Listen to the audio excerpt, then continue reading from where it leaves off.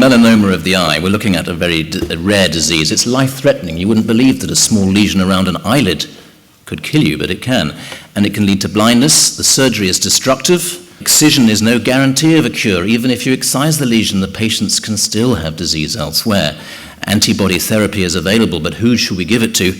And what is indeed the best treatment? There are various kinds of melanoma, and I'm not going to bore you with every single type, but effectively you can either have melanoma on the eyelids themselves, very difficult sometimes to spot. Even experienced clinicians can be caught out occasionally.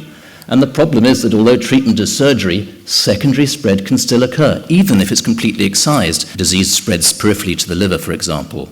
Melanoma can occur on the eye, even rarer, but even more lethal, even more dangerous, because you see the 5-year mortality is approaching 1 in 3 patients with a very, very poor prognosis here. You can get melanoma, for example, inside the eye, even more worrisome, really, because it can go unnoticed for some time until the patient comes to you to say that they have problems with their vision. I remember very well seeing a 24-year-old lady who had an advanced melanoma who had the eye removed only days later. Disfiguring surgery, which does not offer a guarantee of a cure, unfortunately, and you see the survival rates are not very good, are they? 10 years later, a third of the patients have died. Melanoma is a killer, and we don't really quite know always how best to treat it. Then, of course, you have melanoma around the eyeball, and that's an area that I specialize in as well. This gentleman presenting with a very unusual melanoma right behind the eyeball, as you see here.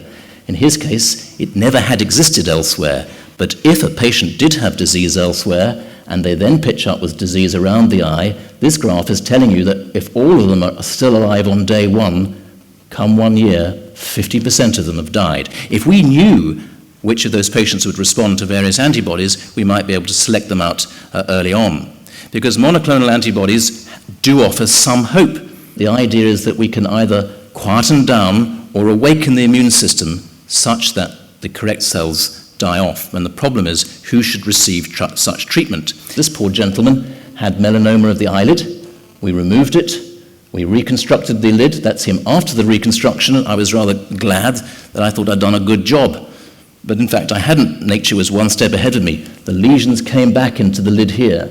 This patient was put on a monoclonal antibody called ipilimumab. And here he is, you see him only a week or 2 ago, and we're looking at the lesions in his lid to gauge how well this antibody is treating the rest of his body, which we know has disease. But if we only knew which patients would respond and which patients didn't respond, then we might be able to select the patients more effectively. And that's the point of collecting enough data across the nation, not one hospital versus another hospital, it's nationwide.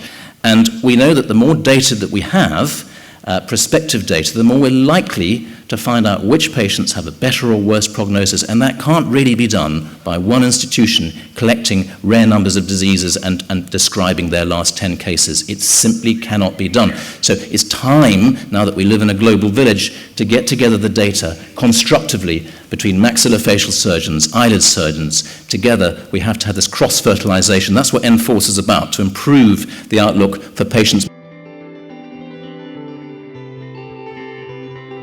This is absolutely brilliant, creating the world's first ever research centre dedicated to this most socially sensitive part of our body, which will collect major data and organise research to improve patient treatment worldwide. Well done, Saving Faces.